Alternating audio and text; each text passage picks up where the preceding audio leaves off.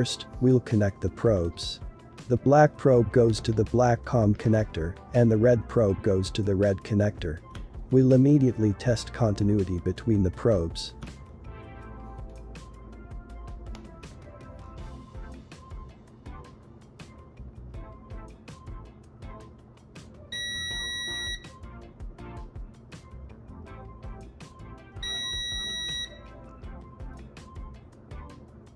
Works perfect.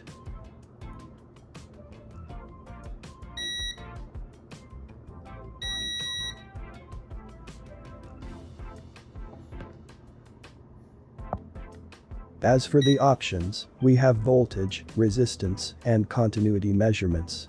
Additionally, it can measure voltage non-contact.